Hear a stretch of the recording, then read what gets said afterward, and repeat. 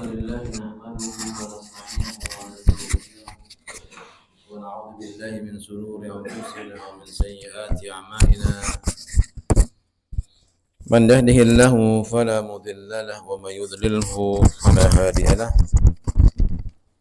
أشهد أن لا إله إلا الله وحده لا شريك له وأشهد أن محمدا عبده ورسوله لا رسول ولا نبي بعده يا أيها الذين آمنوا اتقوا الله حق تقاته ولا تموتن إلا وأنتم مسلمون يا أيها الناس اتقوا ربكم الذي خلقكم من نفس واحدة وخلق منها زوجها وبث منهما رجالا كثيرا ونساء واتقوا الله الذي تساءلون به والأرحام إن الله كان عليكم رقيبا يا أيها الذين آمنوا اتقوا الله وقولوا قولا سديدا يصلح لكم أعمالكم ويغفر لكم ذنوبكم ومن يطع الله ورسوله فقد فاز فوزا عظيما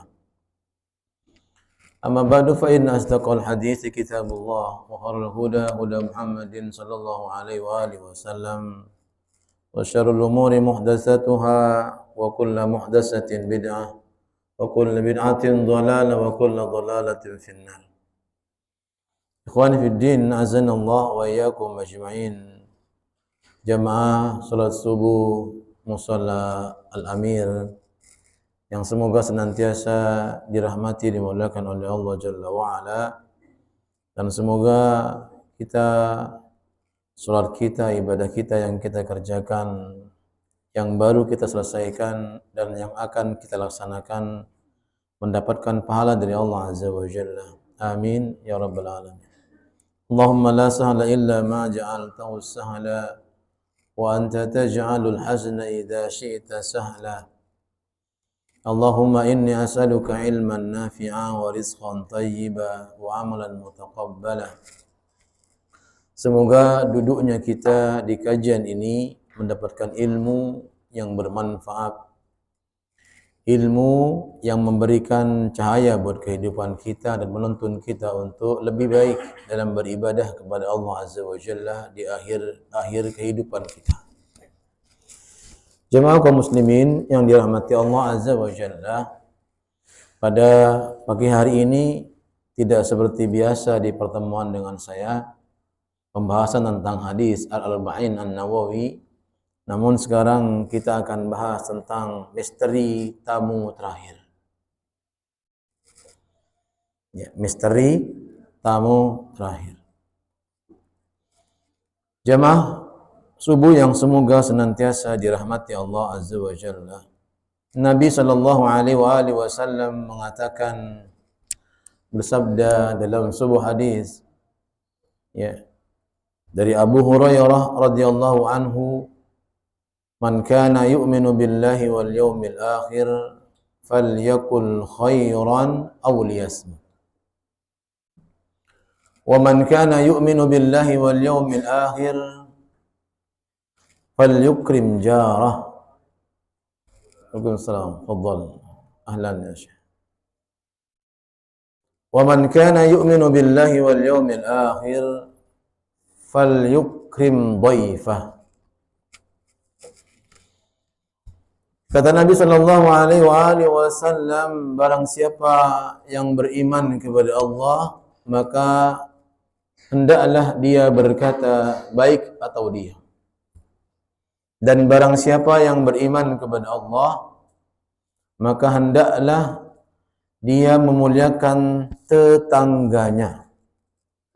Dan barang siapa yang beriman kepada Allah, maka hendaklah dia memuliakan tamunya.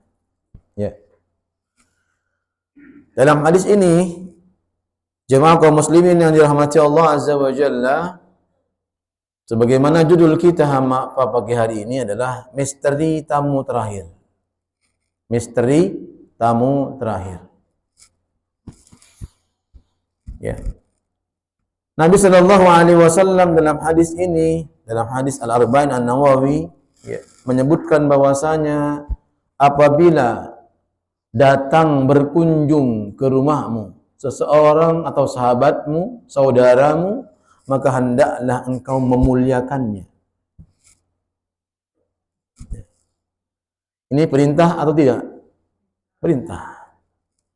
Perintah dari Allah yang disampaikan sama Nabi SAW kepada kita, agar kita ketika kedatangan tamu maka hendaklah memuliakannya karena pahalanya sangat besar.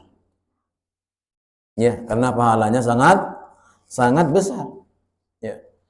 Maka di sini Nabi Shallallahu Alaihi Wasallam menyebutkan, man kana yu'minu billahi wal yawmil akhir. Rasulullah Shallallahu Alaihi Wasallam menyebutkan puncak iman yaitu beriman kepada Allah. Kemudian akhir daripada keimanan yaitu beriman kepada hari akhir. Jadi Rasulullah dalam hadis ini dimulai dengan puncaknya iman dan kemudian diakhiri dengan iman yang terakhir yaitu beriman kepada yaumil akhir. Apakah hanya dua yang perlu kita imani dalam hadis ini? Tidak. Ya, tidak. Maka disebutkan oleh para ulama keimanan seseorang, ya. Mengapa hadis ini menyebutkan hanya dua? Karena ini puncaknya disebutkan. Berarti mencakup seluruh iman. Ada berapa rukun iman? 6. Ya, rukun iman ada 6. Yang pertama beriman kepada Allah. Yang terakhir beriman kepada hari akhir. Maka seluruh rukun iman disebutkan dalam hadis ini. Masya Allah, Pak. Karena kata para ulama, sepakat beliau mengatakan barang siapa yang menyelisihi atau tidak mempercayai, ya, mengingkari iman kepada Allah di antara salah satu rukun iman yang 6, maka dia telah keluar dari agama Allah. Ya, saya nggak beriman sama takdir buruk, misalnya. Saya hanya beriman sama takdir baik. Ini kufur. Ini berbahaya. Jadi hendaklah betul-betul dijaga. Kenapa Pak kok iman ini dipertaruhkan? Karena iman yang menjadikan pahala sampai kepada Allah. Seseorang yang beramal sebanyak apapun amalnya, ya, sebanyak apapun amalnya, sebanyak apapun, sebesar apapun pekerjaannya, ya, baik pekerjaannya, namun dia tidak beriman kepada Allah, Allah tidak terima ibadahnya. Tapi Allah berikan balasan di dunia. Karena Allah tidak mau punya hutang sama hambanya. Masya Allah, itu luar biasa, Pak. Kalau kita ngutang terus, hilang. Itu kita. Kalau ngutang, cepet. Kalau bayar, ngilang, kabur. Ya, Insya Allah. Ini. Makanya Allah tidak mau punya hutang sama hambanya. Dalam hadis ini disebutkan bahwasanya, ya, seseorang, siapapun dia, orang yang beriman ataupun orang yang tidak beriman kepada Allah, ketika dia berbuat baik di dunia, Allah akan balas dia. Allah akan balas. Di mana? Di dunia, dimudahkan di dunia oleh Allah Azza wa Jalla. Ya, maka lihat kebaktian orang-orang yang orang Cina itu kepada orang tuanya luar biasa. Karena dia punya keyakinan bahwa orang berbakti sama orang tuanya akan dimudahkan rezekinya. Kita nyakitin mulu. Ya, Masya Allah. Hanya dibalas di dunia. Tapi mereka tidak mendapatkan apapun di akhirat. Ya. Sekali lagi, tamu itu adalah kewajiban kita untuk memuliakannya. Namun ada tamu yang misteri, yang tidak diundang oleh kita, dan kita nggak harapkan. Ya. Dan dia selalu datang kepada kita. Ya, nggak perlu antum siapkan minum. Apalagi makan. Jangan. Tambah demen dia. Ya, Masya Allah. Ini tamu yang terakhir menemui kita. Dan pasti dia akan datang. Saya ulang lagi. Pasti dia akan datang. Tidak memandang status seseorang. Tamu ini akan datang menemui kita. Ada tamu yang memberikan kabar gembira kepada kita. Tapi ada tamu yang memberikan kabar buruk buat kita. Jadi tamu terakhir kita itu ada 2. Yang pertama memberikan kabar gembira kepada kita. Yang kedua memberikan kabar buruk buat kita, atau bahkan bisa menyusahkan kita. Ya, kalau tamu, tapi kedua tamu ini nggak diinginkan oleh semua manusia. Ya, kedua tamu ini nggak diinginkan, walaupun dia membawa kebaikan. Iya. Kita lihat firman Allah Azza wa Jalla dalam surah Qaf. Surah yang ke-50 ayat yang ke-19.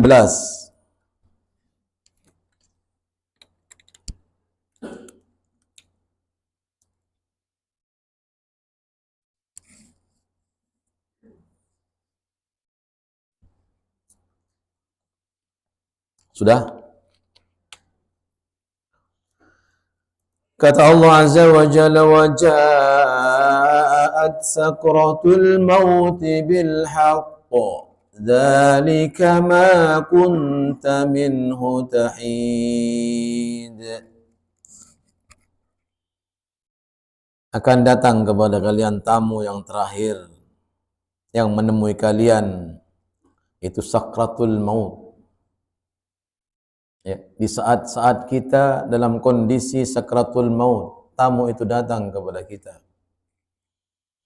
Dan setiap jiwa tidak menginginkan apa? Kematian. Ya. Katakan tadi, tamu yang datang kepada kita terakhir adalah dua tamu. Tamu yang memberikan kebahagiaan dan tamu yang memberikan keburukan. Dua-duanya kita nggak inginkan. Dua-duanya tidak kita inginkan. Ya. Makanya Allah Azza wa Jalla mengatakan, wa ja'at sakratul mauti bil haqq, dzalika ma kunta minhu tahid. Ya. Dan datanglah sakratul maut dengan sebenar-benarnya. Artinya apa? Pasti akan sampai kepada setiap jiwa. Bahkan Nabi kita Muhammad sallallahu alaihi wasallam mengalaminya lebih dari apa yang kita rasakan. Nabi kita Muhammad sallallahu alaihi wasallam mendapatkan ya sakitnya sakratul maut lebih dari apa yang umatnya rasakan, karena Nabi memohon kepada Allah, minta kepada Allah agar sakitnya sakratul maut kepada umatnya diberikan separuhnya kepada Nabi kita Muhammad sallallahu alaihi wasallam. Begitu cintanya Rasulullah sallallahu alaihi wasallam kepada kita. Itu pun Nabi mengatakan bahwasanya sakratul maut itu bagaikan orang yang dipotong tubuhnya menjadi 700 bagian sakitnya. Ya. Jadi kita bayangkan dalam kehidupan ini, kalau kita ingin menikmati ibadah dengan baik, yang pertama adalah hendaklah kita ingat kematian kita, bahwa kita nggak akan lama kita hidup. Bahkan bisa jadi habis assalamualaikum warahmatullahi, bahkan dalam sujud kita diambil sama Allah Azza wa Jalla. Maka kita akan menikmati ibadah itu dengan baik, kata Al-Imam Asy-Syafi'i Allah Ta'ala. Yang kedua apa? Yang kedua, pahami dan hayati setiap bacaan dalam ibadah kita, terutama salat kita. Maka kita akan menemukan kehusyuan dalam salat. Ya, jangan terburu-buru, ya. Terburu-buru ya.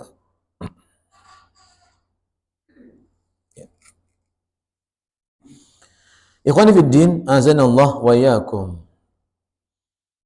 Ya. Oleh karena itu, kaum muslimin yang dirahmati Allah Azza wa Jalla, kematian tidak bisa ditolak oleh siapapun. Kematian tidak bisa dihindarkan, ya.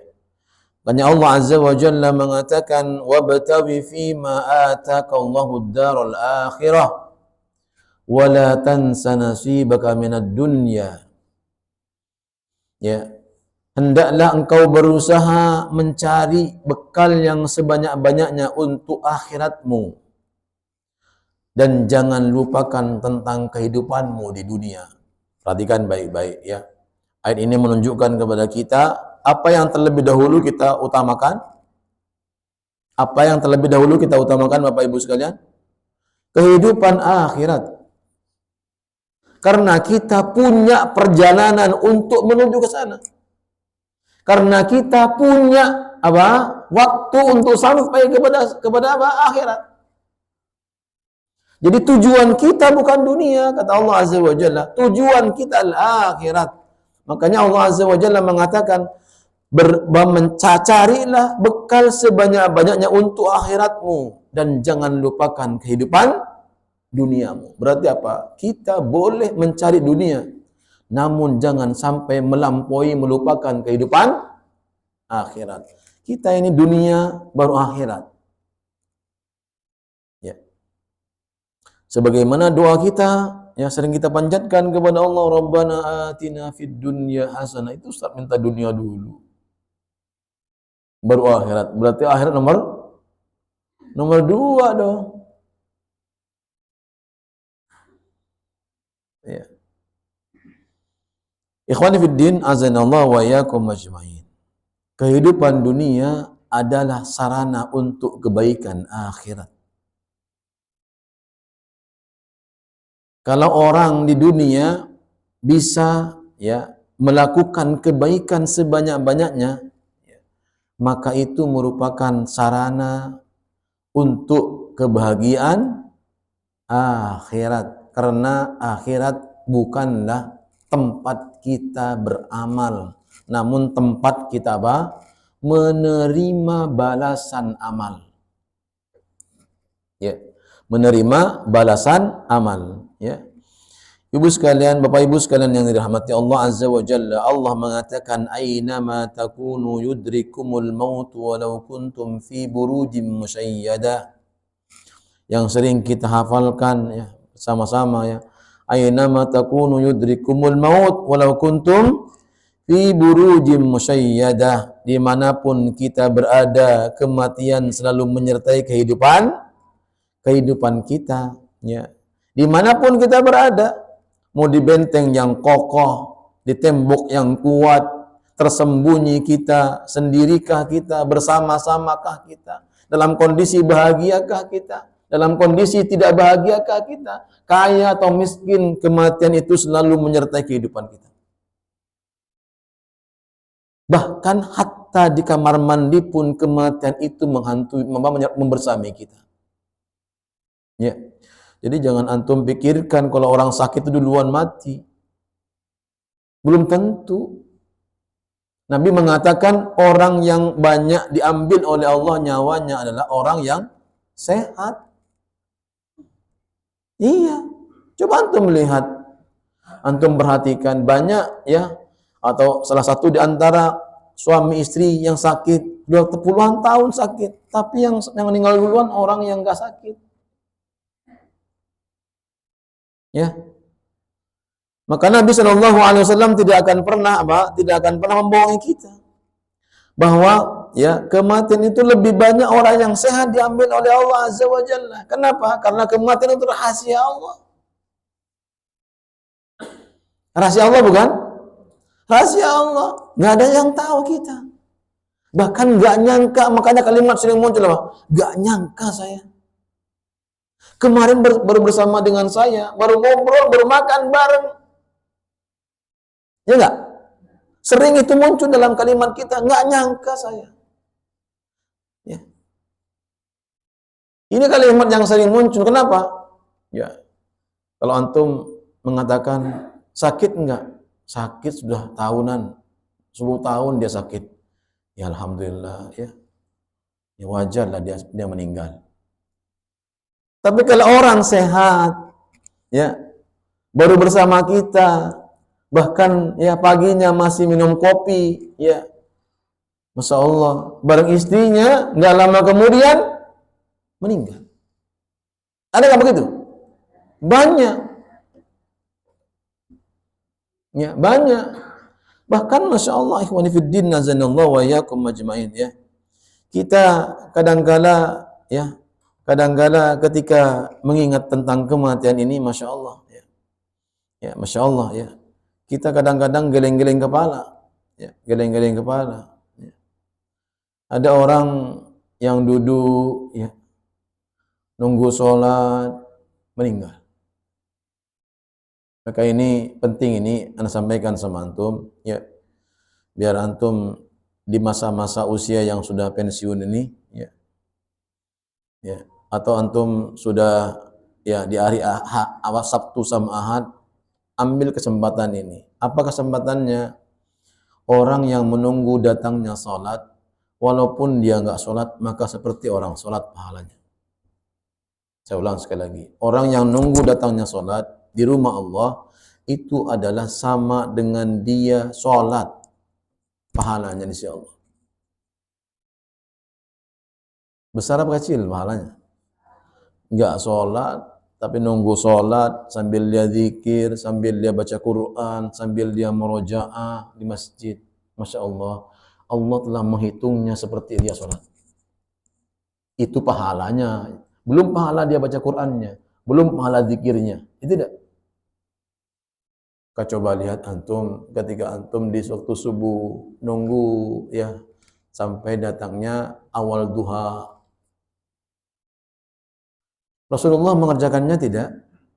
Rasulullah mengerjakannya dan dikerjakan sama Nabi setiap pagi sambil menunggu waktu awal duha. Ya.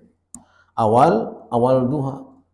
Kemudian Nabi Shallallahu Alaihi Wasallam membiasakan dirinya untuk menunggu waktu Isya dari sholat maghrib sampai waktu Isya baru beliau pulang. Kalau kita kan enggak, ya pulang dulu maghrib padahal nyampe rumahnya cuma enggak lama.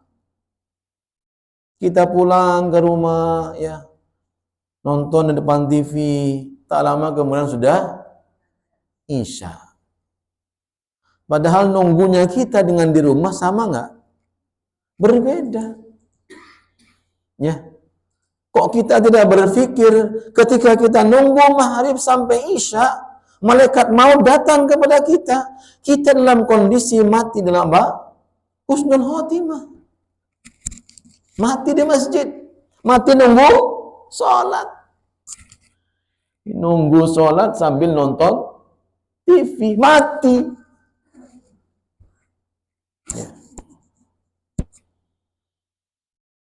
Insya Allah. Tapi alhamdulillah masih nonton TV di rumah. Ya. Kalau nobar bareng, nonton bola, lebih parah lagi. Ya. Jemaah kaum muslimin yang dirahmati, dimuliakan oleh Allah Azza wa Jalla. Makanya Allah mengatakan kullu nafsin dha'iqatul maut. Ini kepastian, Pak. Ya. Kalau kita ingin mencari nafkah aja belum pasti dapat berapa hari ini, belum pasti, tapi dikejar terus, ya enggak? Betul kan enggak? Kita ini mencari rizki, Pak. Ya, mencari rizki, Bapak Ibu sekalian Allah Subhanahu wa taala kan. Belum tahu dagang misalnya nih. Belum tahu nih hasilnya hari ini, tapi kita berusaha jam 2 bangun. Tapi untuk qiyamul lail jam 2, waduh, wangelnya luar biasa. Susahnya luar biasa. Sulitnya luar biasa. Bukan saya langganan nasi uduk di Chandra itu. Ustadz, saya jam 2 sudah bangun. Goreng ini, goreng itu, kata dia. Jam 2 loh nenek-nenek. Ya, di Chandra itu langganan nasi uduk. Makanya kalau Ustadz mau pesen, langsung aja WA. Apaan? WA sekarang dibacanya seminggu lalu. WA, baik. Nggak nyampe-nyampe saya. Nah, insya Allah, Pak. Ini jam 2 bisa. Untuk apa? Memang sengaja. Setan tuh datang, Pak. Masya Allah ini, Pak. Ini penting ini. Ya. Lihat. Jemaah kaum muslimin yang dirahmati Allah Azza wa Jalla. Ya. Setan itu datang kepada kita, ya, datang kepada kita dengan 3 tipe. 3 tipe. Diingat-ingat ini. Yang pertama, setan datang dengan kewajiban dan setan datang dengan larangan. Setan datang dengan kewajiban dan setan datang dengan larangan. Ya. Kalau kewajiban itu apa kira-kira? Syubhat. Kalau larangan, syahwat. Inilah yang menunggangi manusia. Apa yang pertama? Syubhat dan syahwat. Ya, larangan adalah syahwat, perintah syubhat. Syubhat itu apa? Disamar-samarkan sama setan. Ya. Yang kedua, setan datang dengan kewajiban. Ya. Setan datang dengan kewajiban. Tidak berhasil dia, makanya dia datang dengan kewajiban. Wah, Pak Eko imannya kuat, nggak bisa dirayu dengan perkara-perkara yang dilarang. Ini contoh, ya. Mudah-mudahan begitu Pak Eko ya. Ya, Insya Allah ya. Nggak bisa, Pak Eko nggak bisa dengan bunga. Ya. Padahal bunga-bunga banyak, Pak. Ada bunga yang dilarang Pak Eko. Ya. Datang setan tuh, nggak bisa Pak Eko. Ya, ngumpul-ngumpul bareng-bareng nongkrong. Pak Eko nggak mau. Insya Allah, Pak. Makanya setan apa? Dengan langkah dia apa? Masuk kepada Pak Eko dengan apa? Kondisi perintah. Lihat, saya kisahkan dengan Nabi Adam alaihissalam dan kisah iblis. Iblis menerima perintah, sedangkan Nabi Adam menerima larangan. Saya ulang sekali lagi, jangan bingung. Ya, nanti kayak itu di TV lagi. Iblis menerima perintah, sedangkan Nabi Adam menerima larangan dari Allah Azza wa Jalla. Apa perintah Allah kepada iblis? Tadi sudah dibacakan tadi subuh. Wa idh qulna lil malaikati isjudu li Adama fasajadu illa iblis aba. Allah perintahkan kepada ya malaikat dan iblis untuk sujud kepada siapa? Adam alaihissalam. Ini perintah bukan? Tapi muncullah apa namanya syubhat. Ini apa namanya poin yang kedua. Iblis itu datang kepada kita dengan 3 keadaan. Ya. Dimunculkan syubhat pada siapa? Pada iblis. Ya, kok bisa junior suruh sujud sama junior suruh sujud apa? Sama senior. Kok bisa ya atasan suruh minta maaf sama bawahan? Mana muka saya? Banyak begini kalau ngomong. Mau taruh di mana muka saya? Jadi depan lah. Kalau antum balik mukanya bukan antum ngedruwo. Masa mukanya 2 depan belakang? Gak mungkin. Ya, ini kadang-kadang kata-kata ini Masya Allah luar biasa. Namun maksudnya bukan itu. Mau taruh di mana muka saya? Artinya apa? Saya malu banget lah. Iblis pun muncul syubhat. Dibikin ragu-ragu dalam pikirannya. Ini awalnya. Karena Allah memerintahkan iblis ya untuk sujud kepada Nabi Adam alaihissalam yang baru hadir ke dunia, ya. Baru hadir, ya, diciptakan oleh Allah Azza wa Jalla. Ini yang pertama. Yang kedua, apa alasan iblis tidak mau? Syubhatnya yang muncul adalah karena Adam itu adalah lebih rendah levelnya dengan saya. Adam itu lebih rendah levelnya. Saya itu lebih baik penciptaannya. Allah ciptakan saya. Maka ana khairum minhu. Saya itu lebih baik levelnya. Masa yang lebih baik suruh sujud sama yang lebih rendah? Nggak mungkin. Ya, nggak mungkin. Sama saya tadi contohnya tadi, seorang atasan suruh minta maaf sama OB, nggak mau dia. Jangankan sama OB, sama bawahnya dia aja lah. Kenapa? Karena saya lebih baik dari dia. Ya. Sama dengan seorang suami kepada istrinya, saya kan pemimpin, dia kan rakyatnya. Padahal yang salah siapa?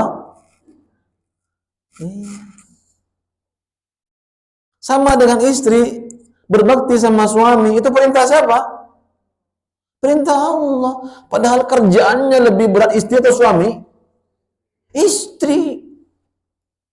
Kalau kita melihat pekerjaan, Pak, itu lebih berat istri ketimbang suami. Tapi mengapa Allah mengatakan berbaktilah engkau kepada suamimu? Karena surgamu di suamimu. Karena suami adalah pemimpin buat istrinya sama keluarganya. Kita nolak apa enggak? Banyak sekarang istri memposisikan dirinya sebagai pemimpin suami, sehingga sering nyuruh-nyuruh suaminya, sering marah-marah sama suaminya. Ada nggak? Muncullah namanya sosis, suami takut istri. Ya, makanya orang di militer itu bisa jadi komandan di kantor, di rumahnya jadi bawahan. Itu yang ngomong bukan saya, mereka. Ya. Kenapa? Takut. Apa alasannya?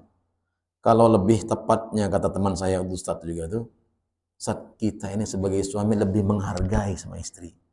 Takut menghargai. Itu beda. Ya lebih menghargai lah Ustadz. Lebih menghargai istri, walaupun kita diinjak-injak. Insyaallah. Ini baiklah. Iblis itulah yang pertama. Yang kedua. Jadi apa? Iblis akan datang kepada kita kalau orang nggak bisa dirayu dengan apa? Dengan keburukan, dia akan dirayu dengan apa? Kebaikan. Dimunculkan syubhat. Makanya lihat iblis. Disamar-samarkan, Pak. Masa kamu tega? Masa kamu rela? Masa kamu begini? Masa kamu begini? Itu. Itu sama iblis yang datang. Yang kepada kita, alhamdulillah, kita bersyukur kepada Allah kalau iblisnya, setannya itu datang ketika kita belum ingin dicabut nyawanya oleh Allah. Kenapa kita alhamdulillah? Karena kita masih punya kesempatan untuk apain? Bertaubat kepada Allah. Masalahnya kalau dia datang nanti di akhir kehidupan kita, itu masalah. Ini yang akan kita bahas. Ya, ini yang kita bahas. Lihat kata Nabi Shallallahu Alaihi Wasallam. Ya, saya belum yang ketiga ya. Yang ketiga adalah iblis datang kepada kita dengan rayuan larangan. Datang dengan larangan. Masya Allah, ini datang kepada kita dengan perkara-perkara yang dilarang. Kita datang. Cuma lihat Pak, banyak orang yang sholat Pak. Ya, orang yang sholat, tapi Masya Allah, karena nggak punya ilmu. Makanya Allah murka sama orang-orang itu. Ghairil maghdubi alaihim waladdallin. Ya, orang yang nggak punya ilmu tapi ibadahnya luar biasa. Ini langkah iblis. Sehingga apa? Sehingga ya dia melakukan perkara-perkara yang dilarang oleh Allah Azza wa Jalla. Ya. Baik. Nabi Shallallahu Alaihi Wasallam bersabda, Inna syaitana yahduru ahadakum inda kulli syai'in min sya'nih. Ini perhatikan. Syaitan itu akan selalu hadir, ya, menemani kita, menemui kita dalam keadaan apapun dia. Dalam keadaan apa? Apapun keadaan kita akan datang kepada kita. Coba kajian, dia datang. Subuh, ketol dia datang ke rumah kita. Ngapain? Ditiupin, tidurlah. Kata muadzin, as-salatu khairum minan naum. An-naum khairum minas shalah, kata iblis. Wahai jiwa, wahai manusia, wahai anak Adam, tidur itu lebih baik dari sholat. Tidur. Makanya subuhnya jam 4 semua tidur. Ya. Jam 4, setengah 5 aja masih banyak yang absen. Jam 4 apalagi, waduh, orang pernah mikir sekarang, Masya Allah, subuh sekarang jam 4 ya. Itu alasan Pak, kamu pelase. Jam setengah 5, subuh setengah 5 ya, datang kagak. Cuman ngomong doang, memang itu iblis. Iblis itu luar biasa Pak datangnya. Didatang di majelis ilmu. Makanya lihat, banyak orang yang datang di majelis ilmu main handphone. Banyak orang yang datang di majelis ilmu tidur. Banyak orang yang datang di majelis ilmu ngobrol. Lihat Pak. Iblis datang ke dalam keadaan bahwa kepada kita, dalam keadaan sholat, Allahu Akbar. Sholat ini datang kepada kita. Udkur kada wa kada. Kata siapa? Iblis. Ya fulan, Allahu Akbar. Habis itu apa? Kamu ingat ini, ingat itu. Apa yang diingat? Dunia pasti. Makanya kita kalau Allahu Akbar, ya Allah, ingat di samping kita nih, ya Allah, orangnya. Yang belum pernah kita bayangkan nih, Masya Allah. Ketika kita bawa sendal yang agak bagusan dikit, itu iblis luar biasa loh. Hilang loh sendalmu. Hilang loh sendalmu. Ya Allah, kenapa tadi nggak ditaruh yang benar ya? Muncul lagi iblis datang ke sholat. Apa kata iblis? Motormu belum dikunci apa belum? Udah dikunci belum? Udah dikunci belum? Dimunculkan sifat syubhat dalam diri kita sholat. Akhirnya hati kita deg-degan nih. Imamnya kelamaan. Padahal saya takut motor hilang tuh. Iblis. Padahal nyampe rumah, Masya Allah, Assalamualaikum, langsung lompat dia. Dicek. Ternyata enggak, udah dikunci. Itu iblis. Makanya Nabi SAW akan datang itu. Ada aja kalau kita ingin berbuat baik godanya. Ada aja. Masya Allah. Ya, datang kepada kita. Ya. Sebagaimana Nabi Adam alaihissalam didatangi oleh iblis, digoda oleh iblis, Masya Allah. Yang dilarang malah dikerjakan sama Nabi Adam alaihissalam. Ya. Nabi Adam, Masya Allah. Ya. Dengan diiming-imingi apa, kalau kamu makan buah ini, pohon ini, kau akan abadi. Adam. Abadi di mana? Di dunia dilemparnya sama Allah. Jadilah kita. Ya, jadilah kita. Lihat ya. Ini yang pertama hadis Nabi SAW. Yang kedua, qala iblis. Iblis berkata kepada Allah Azza wa Jalla, dari Abu Sa'id Al-Khudri ini radhiyallahu anhu, ya, bahwasanya wa izzatika ya wa izzatika ya Rabb la abruhu awi ibadaka ya ibadaka ma damat ya arwahuhum fi ajsadihim ya. Wahai Allah, dengan kemuliaanmu, kata iblis. Allah, iblis memuji Allah dengan kemuliaanmu. Wahai Allah, saya akan berusaha untuk menggoda anak Adam kalau ruh masih bertengker di jasadnya. Masih menetap di jasad, bersatu di jasadnya. Sampai ruh diambil pun, ya, itu pun masih lengket, iblis pun datang. Ya, kepada kita. Apa? Ya. Wa izzati wa jalali wa irtifa'i makani la azalu awfiru lahum mastawfiruni. Ya, lihat kata Allah Azza wa Jalla, ya. Ya, kalau engkau menyesatkan umatku, hamba-hambaku yang beriman kepada Allah Azza wa Jalla, aku akan buka pintu maaf seluas-luasnya buat mereka. Ini kapan datanya iblis? Kalau kita masih diberikan kesempatan. Masalahnya misteri tamu terakhir ini datangnya pas kita mau mati. Siapakah tamu yang pertama datang? Pertama akan datang malaikat kepada kita. Catat baik-baik. Ya. Tamu misteri itu adalah malaikat datang kepada kita. Ya. Datang kepada kita mengatakan innal abdal mu'min idza kana fi inqita'in minad dunya wa ikbali min al-akhirah nazala ilaihi al-malaika min as-sama'i. Ya. Kata Nabi sallallahu alaihi wasallam, seorang hamba mukmin, malaikat ini yang pertama orang yang beriman dulu. Ya. Akan didatangkan kepada mereka oleh Allah Azza wa Jalla di akhir kehidupannya ketika dia ingin dicabut nyawanya oleh Allah Azza wa Jalla melalui malakul maut, malaikat maut. Maka Allah perintahkan kepada malaikat-malaikat, perhatikan kalimatnya, malaikat-malaikat, dia duduk mengelilingi mayat itu. Sang calon mati, Pak Camat. Ya, dikelilingi.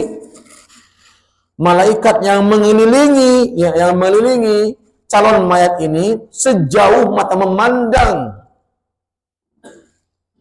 Kira-kira berapa jumlahnya, Bapak Ibu sekalian? Kira-kira berapa jumlahnya? Ya, pasti banyak lah Bu Lili. Masa di ribuan malaikat. Masya Allah Pak. Berarti ruhnya orang yang beriman itu dimuliakan sama Allah. Ingin dicabut saja dimuliakan sama Allah. Dengan wajah yang berseri-seri, kata Nabi SAW, perhatikan kalimatnya. Dengan wajah malaikat itu wajahnya berseri-seri sekali, Masya Allah. Bercahaya dia. Ya.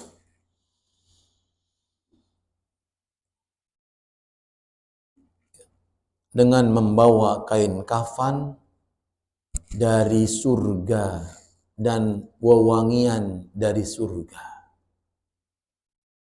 Para malaikat, Bapak Ibu sekalian, ketika belum datang malaikat maut, itu membawa kain kafan dari surga diambilnya, kemudian wanginya dari surga. Antum bisa bayangin aja. Mereka mengelilingi, sudah berkeliling, ya, sudah mereka duduk, ya, datanglah malakul maut, tok, tok, tok, tok, duduk di samping kepala kita. Blek. Ini proses yang harus diketahui oleh kita. Jadi apa? Kita orang yang akan meninggal itu dikelilingi oleh para malaikat-malaikat Allah. Apakah orang yang tidak beriman juga datang malaikat? Datang malaikat. Cuman ini mengerikan. Orang yang nggak beriman. Ya, insyaallah. Apa kata malakul maut ketika sudah duduk di samping kepala kita? Ya. Fayaqul ayyatuhan nafsut thayyibah ukhruji ila maghfiratin minallahi wa ridwan. Ulang, saya ingat kalimatnya nih. Ingat-ingat antum di benaknya. Ya. Inilah kata malaikat yang datang tamu terakhir kepada kita, memberikan kabar gembira kepada orang-orang yang beriman kepada Allah Azza wa Jalla dengan kalimat yang sangat lembut. Dipanggilnya kita, disuruhnya roh, ya, yang lengket dengan jasad kita, ayyatuhan nafsut thayyibah. Ada yang mengatakan, ya, ayyatuhan nafsul mutmainnah. Ya. Ukhruji ya ila maufiratim minallahi wa ridwan. Mana ridwan? Keridhaan. Wahai jiwa yang bersih, wahai jiwa yang tenang, ya. Keluarlah kalian dari jasadnya, wahai roh, keluarlah, berpisahlah kalian, wahai roh, dari jasad si fulan atau si fulana, ila maufiratin, kepada apa? Ampunan Allah dan keridhaannya. Masya Allah. Kalimat yang baik di saat-saat sakratul maut. La haula wala quwwata illa billah. Ya, Masya Allah. Ketika nyawa sudah terlepas dari jasadnya, digenggam sama malaikat maut, maka para malaikat-malaikat yang duduk ribuan itu, Bapak Ibu sekalian, yang membawa kain kafan dari surga, wangian dari surga, langsung mengambilnya dengan cepat. Tidak dibikin lama malaikat maut menggenggam ruhnya. Diambilnya langsung oleh malaikat, dibungkusnya dengan kain kafan yang sudah diberikan wangian dari surga, langsung diangkat ke langit. Pintu pertama, pintu kedua, maka para malaikat yang ada di langit pertama, kedua, sampai yang ketujuh, mereka mengatakan, ini wangi apa ya? Maka mereka mengatakan, ini adalah ruhnya orang-orang yang beriman kepada Allah.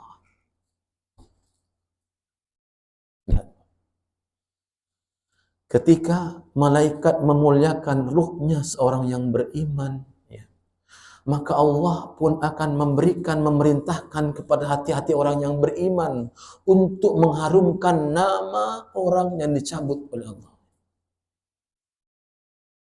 Ya. Bukan hanya malaikat yang mengagumkan, yang memuliakan ruh ini, tapi juga seluruh hamba-hamba Allah yang beriman diperintahkan oleh Allah untuk memuliakan. Masya Allah. Maka lahirlah doa-doa kaum muslimin mendoakan kita, Allahumma firlahu warhamhu wa'afi wa'afu anhu. Kalau perempuan, Allahumma firlaha warhamha wa'afi wa'afu anha. Ya Allah, ampuni dosa-dosa dia. Maafkan kesalahannya ya Allah. Tempatkan tempat yang terbaik buatnya. Terimalah semua amal ibadahnya. Semua lisan mendoakan orang-orang yang beriman kepada Allah. Nah, ikhwan fiddin, azanallahu wa iyyakum ajmain.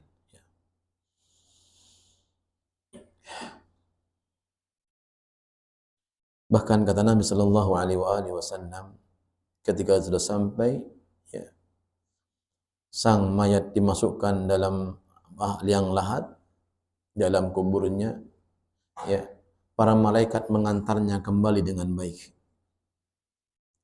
meletakkan ruhnya masuk dalam tubuhnya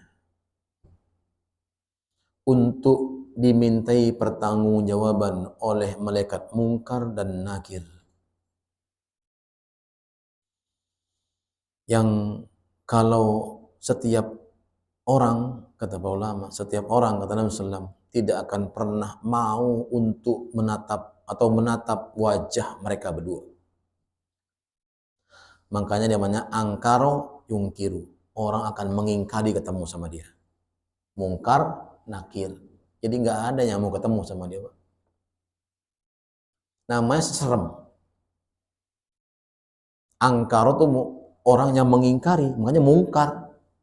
Nakir sama aja, nakiroh itu namanya. Orang juga nggak mau ketemu sama dia. Kenapa? Wajahnya serem, nggak ada senyumnya sedikit pun. Badannya kekar, Masya Allah. Ya. Kalau dia bentak, bergetar semuanya. Sekali bentak, Masya Allah. Itulah siapa? Mungkar, nakir. Masya Allah, keistimewaan yang luar biasa bagi orang yang beriman. Tamu pertama, memuliakan orang beriman. Yang kedua, apabila wa'innal abdal kafir, ya, apabila yang ingin dicabut orang yang ingkar kepada Allah, suruh sholat, dia nggak mau sholat, lebih mementingkan dunianya. Ya. Dia sholat cuma di rumah saja sholatnya. Dipanggil sama Allah ke masjid, nggak mau ke masjid. Ya. Bahkan sering telat sholatnya misalnya, atau dia meninggalkan sholat, ya. Atau dia betul-betul ingkar kepada Allah Azza wa Jalla, tidak beriman kepada Allah Azza wa Jalla, maka Allah Azza wa Jalla kana fi inqita'i min ad-dunya wa ikbari min al-akhirah nazala ilaihi as-sama' ma'al malaikata saudul wujuh, ya.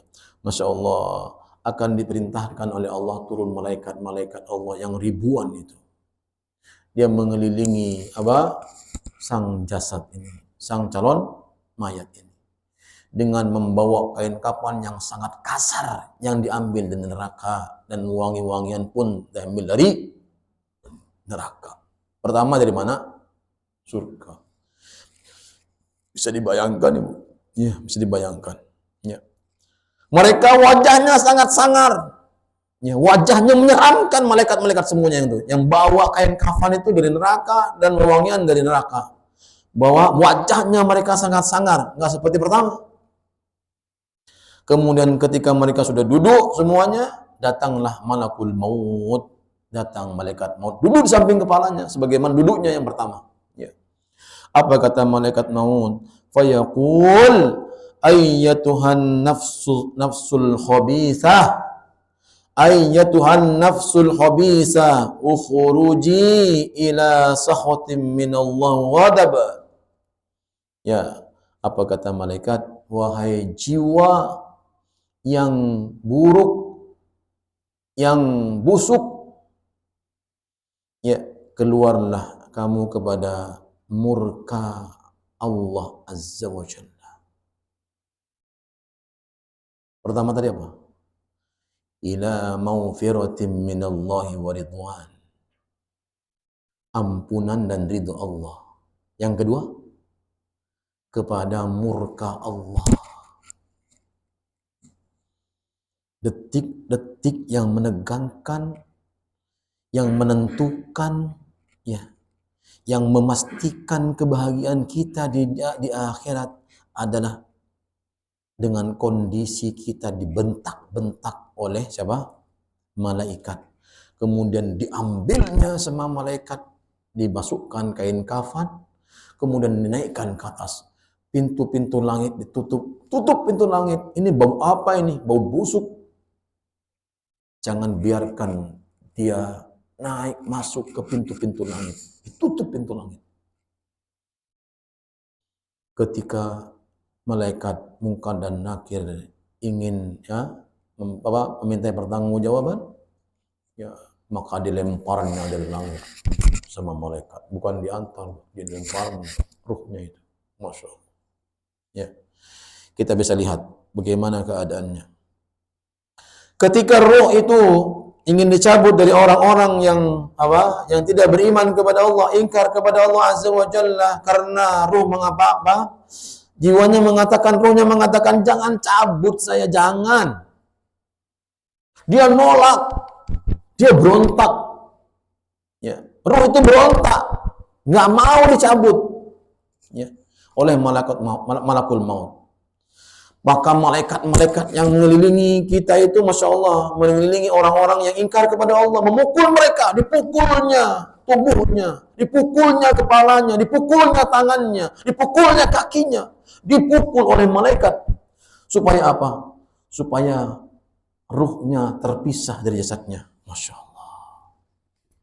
Sudah sakit sakratul mautnya luar biasa, masih dipukulin mereka. Ya, coba Bapak Ibu lihat dalam surah Al-An'am, surah yang ke-6. Ini menjadi perenungan kita pagi hari ini. Ayat yang ke-93. Saya itu kadang-kadang bablas kalau di sini nih. Belum ya. Ustaz Heri itu ngisi panjang mulu. Udah ketemu belum? Ya, baik, dibacain. Yang laki-laki lang, bacalah. Artinya sajalah. Walau tara idil zalimina fi ghamaratil maut wal malaikatu basitu aydihim. Ayo, Pak, siapa yang membaca, Pak? Nah, ya bahasa Indonesia ini, masa nggak ada yang baca sih. Alangkah dahsyatnya. Ayo. Ya, ayat 93. 93. Edah. Al-An'am itu surah yang ke-6, ayat yang ke-93. Udah ketemu belum? Monggo, monggo.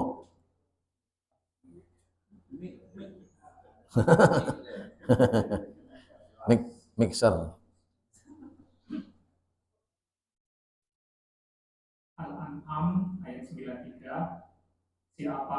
Siapakah yang lebih zalim daripada orang-orang yang mengada-ngadakan dusta terhadap Allah, atau yang berkata telah diwahyukan kepadaku padahal tidak diwahyukan sesuatu pun kepadanya, dan orang yang berkata aku akan menunjukkan seperti apa yang diturunkan Allah.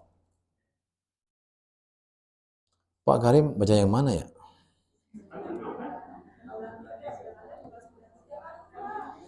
Pak Karim bukan 93 ini baca, bingung saya juga.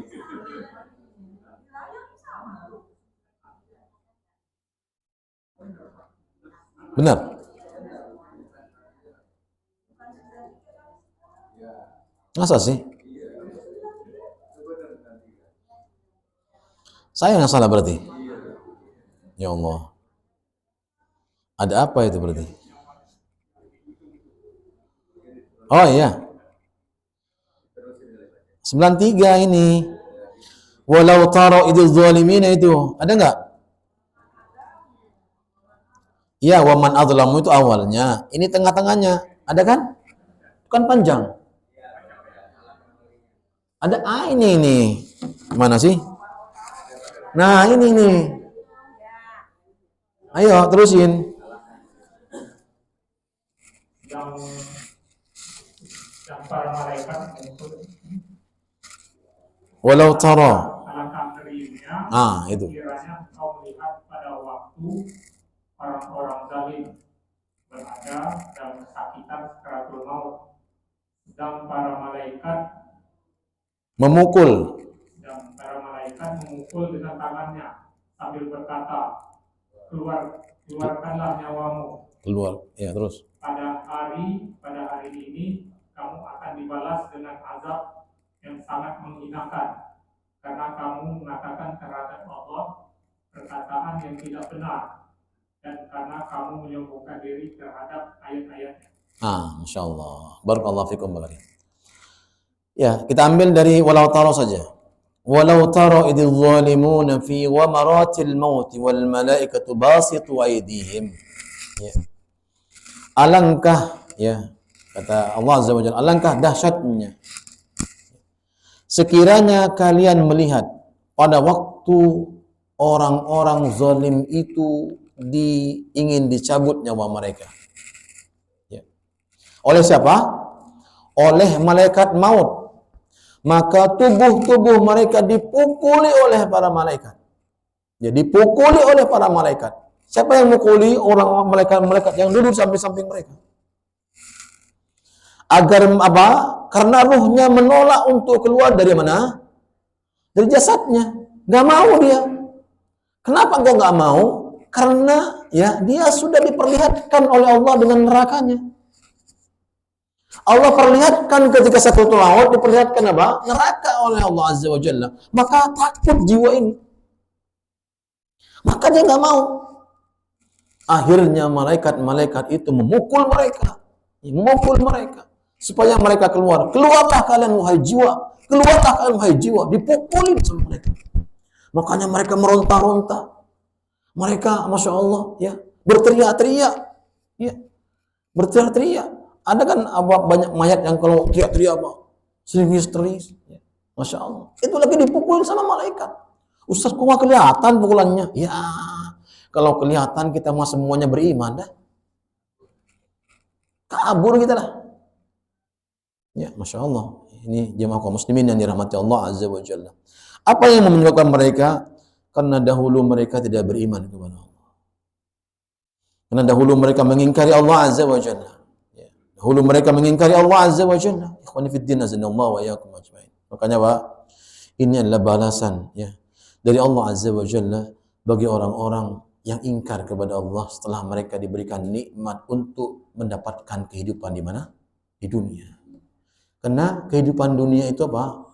Kenikmatan yang Allah berikan kepada kita, kesempatan yang Allah berikan kepada kita, kesempatan yang Allah berikan itu nikmat yang Allah berikan kepada kita. Namun mereka sia-siakan nikmat itu. Mereka lebih mementingkan kehidupan dunia mereka ketimbang apa? Kehidupan akhirat mereka. Wabtawi fima ataqallahu darul akhirah wa la tansa nasibaka minad dunya. Ingat, tujuan kita adalah akhirat. Perbaiki ibadah kita mulai hari ini ya untuk menyongsong hari akhirat kita. Niscaya kita akan mendapatkan kebahagiaan dunia kita. Jangan kita kejar dunia, akhirat pun dapat. Salah. Kejar akhirat, dunia pasti dapat. Wa may yattaqillaha yaj'al lahu makhraja wa yarzuqhu min haitsu la yahtasib. Kau kejar akhirat, dekat dengan Allah yang menggenggam segala-galanya buat kita, rezeki kita, kebahagiaan kita. Ya, maka niscaya Allah akan berikan rezeki yang tidak disangka-sangka. Allah antarkan bahkan ke rumah mereka. Ya, Masya Allah.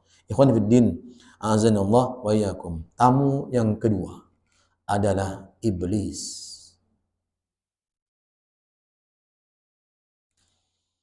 Tamu yang kedua siapa? Iblis. Inilah tamu yang tidak kita harapkan datangnya di akhir-akhir kehidupan kita. Hanya satu tujuan iblis dan setan datang kepada manusia, baik belum mati maupun ingin mati. Apa tujuannya? Menjauhi Allah atau menjauhkan kita dari Allah.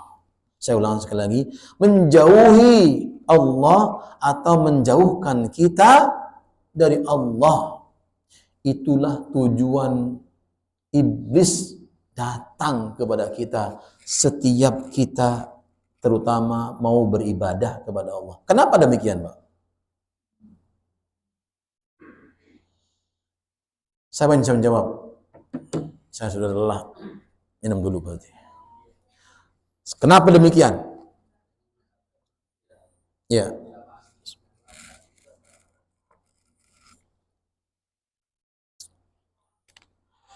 Ibnul Qayyim Al-Jauziyah berkata, iblis itu tidak rela anak Adam masuk surga.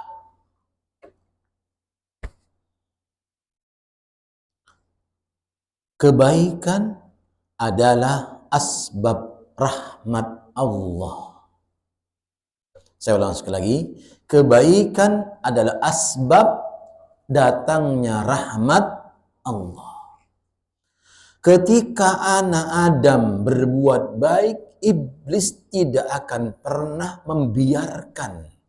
Bahkan disebutkan, dikatakan oleh para ulama, ketika tunas kebaikan, tunas nih, belum muncul daunnya, baru muncul dikit ya. Tunas kebaikan muncul di hati seorang, iblis datang memangkasnya. Kecuali tunas itu tumbuh dengan hati yang tulus kepada Allah, maka iblis tidak akan bisa untuk memangkasnya. Nah, tadi apa? Syubhat syahwat. Syubhat syahwat. Dimunculkan keraguan, dimunculkan apa? Ya. Hal-hal yang, wah, kamu ngapain begitu? Nggak perlu kamu sholat. Nggak perlu nanti juga zuhur masih bisa di rumah. Nggak perlu datang ke masjid, nggak perlu. Muncul nggak? Sering muncul nggak pada kita, Pak?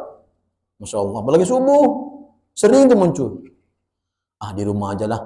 Cuman di benak kita nggak langsung muncul kalimatnya. Aduh, malas banget lah. Di rumah aja. Ada aja. Kadang-kala kita muncul agak pusing sedikit. Kalau kita nggak bangkit, sholat di rumah aja, Masya Allah Pak, kata iblis, berhasil Pak. Tapi ketika antum bangkit baca doa, Alhamdulillahilladzi ahyana ba'dama amatana wa ilaihin nusyur. Bangun, tempat tidur, langsung wudu, hilang tuh pusing. Ustaz, kalau pusing kena hutang, beda, bayar.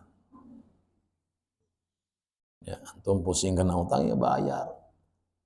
Ya, lihat Pak, tujuannya cuma satu. Bagaimana caranya anak Adam di akhir kehidupannya? Kok datang di akhirnya Ustaz? Perhatikan kalimatnya. Karena iblis tahu dan paham ketika sakratul maut ingin cabut, Pak, datang kepada kita, nyawa ingin diambil oleh malaikat maut, ya. Manusia tidak bisa bertobat lagi. Makanya dia kekeh. Apa kata orang Sundanya? Apa kata orang Sundanya kalau kekeh itu? Wangkang. Ya, Masya Allah. Dia ngotot. Supaya apa? Supaya dia punya sahabat. Supaya dia punya teman nanti. Tapi ketika nanti di akhirat dia pun lepas tangan. Ya, kan cuma ngajak doang. Sekarang masing-masing tanggung jawabnya kata iblis. Nanti gitu, nanti iblis mengatakan sama kita. Sudah berhasil ngajak, nggak tanggung jawab dia. Ya, Masya Allah. Ada orang macam begini, banyak. Ngajak makan, suruh bayar BSBS. Nggak level banget. Kalau ngajak makan, yang ngajak yang bayarin. Ini ngajak makan yang bayar BSBS, nggak level. Ya, mau dapat pahala banyak kok dikasih sama orang. Ya. Masya Allah. Nah ini Masya Allah. Iblis juga begitu nanti. Dia ngajak sama kita. Begitu dahsyatnya, begitu kikirnya, gigihnya dia untuk merayu kita agar terjerumus pada maksiat. Masya Allah. Tapi nanti ketika dia hadapan Allah, dia berlepas tangan. Masih mau teman nggak? Masih ingat berteman nggak? Masya Allah. Kasih ingat teman ya sudah. Nanti tunggu nanti di akhiratnya. Nah, inilah iblis. Tamu yang misterius. Malaikat tamu yang misterius datang kepada kita. Membawa ya wajah yang berseri-seri. Mengajak kita untuk bertobat kepada Allah. Dengan kalimat kita apa? La ilaha illallah. Atau sebaliknya kita nggak bisa ngucapin apa-apa. Kecuali nyanyi. Ya, ada orang yang apa namanya akhir kalimatnya itu lagi ngesleng. Tahu ngesleng kan? Lagu, nyanyi, mati. Ya, Masya Allah. Ini yang perlu disampaikan pada kesempatan hari ini. Sekali lagi, iblis tidak akan membiarkan seseorang berada dalam kebaikan. Perhatikan kalimatnya. Hanya orang yang punya niat yang tulus dan kuat. Perhatikan, niat yang tulus dan kuat yang bisa berhasil, tidak dirayu oleh iblis. Kenapa demikian? Itu semua karena amal-amal soleh kita yang kita kerjakan sebelum kematian kita. Maka perbanyak amal soleh. Perbanyak berbuat baik. Baik kepada Allah terutama, kepada manusia. Jangan kita hanya berbuat baik sama Allah, ibadah kepada Allah, tapi kepada manusia suka nyakitin, nggak akan diterima sama Allah. Ya, dua-duanya, sebagaimana saya katakan kemarin, ihsan. Ihsan itu dua-duanya, beribadah juga ihsan, sama manusia juga ihsan. Jangan sama Allah ihsan, sama manusia nggak ihsan. Kata orang Betawi songong. Ya, ini Bapak Ibu Allah sampai di sini saja cukup ya. Semoga Allah memberikan keberkahan buat kehidupan kita dan kita mendapatkan apa yang insya Allah kita harapkan. Perhatikan, Allah akan memberikan harapan itu sesuai dengan niatnya. Saya ulang sekali lagi, Allah akan memberikan apa? Ya, segala sesuatu Tergantung niat kita. Kita ingin menggapai dunia, Allah berikan dunia. Kita ingin menggapai akhirat dan dunia, Allah berikan dua-duanya. Makanya cari yang utama dulu untuk Allah dan untuk dunia. Dunia akan ikut. Ada yang tanya? Enggak ada, udah siang. Ya. Barakallahu fikum. Subhanakallah bihamdik. Masih siang. Ada yang tanya? Enggak ada kan, Pak? Enggak ada, tuh boleh aja. Enggak ada Pak Eko kan? Enggak ada, aman Pak Eko? Aman. Pak Eko kalau baik, barakallahu fikum. Subhanakallah bihamdik. Asyhadu an la ilaha illa anta astaghfiruka wa atubu ilaik. Assalamualaikum warahmatullahi wabarakatuh.